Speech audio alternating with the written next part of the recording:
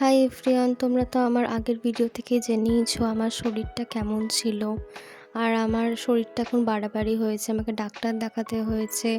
আমার কোমরে, হাতে, পায়ে, হাঁটুতে মানে এতটা পর্যন্ত ফুলে গেছে, এত ব্যথা, মানে কি বলবো। এক গাদা তো ওষুধ দিয়ে দিয়েছে, টেস্ট করতে দিয়েছে, মানে ব্লাড টেস্ট করতে দিয়েছে। কি হবে না হবে জানি না। যাই হোক, এই যে একদম হাঁটু গেড়ে যে মুড়ে যে বসতে হয়, এটাও পারছি না, না বসতে পারছি না, উঠতে পারছি।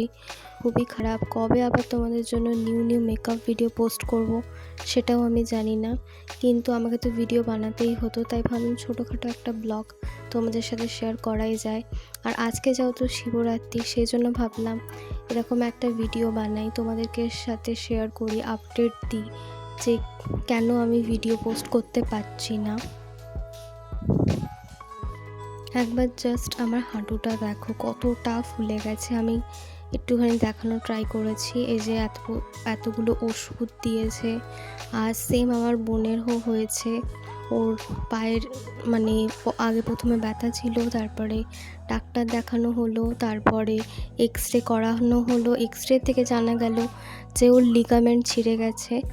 আর বাইরে থেকে একটুখানি আসবেই এরকম সাউন্ড, কেন বিকেল তো, ছোটোখাটো বাচ্চারা খেলাধুলা করছে, তো যাই হোক এখানে বেড়ালেরও আওয়াজ তোমরা শুনতে পারবে। যাই হোক, তো আমরা এইগুলো এখন সাইড করে আমরা এখন শিবরাত্রির করছি। তো শিবরাত্রি যেভাবে নর্মালি করে সেভাবেই করছি, সেভাবে কোনো আয়োজন করিনি। তো যেভাবে আমরা উপোস করে শিবরাত্রির করি সেভাবেই প্রত্যেক বছর যেমন করি আর কি।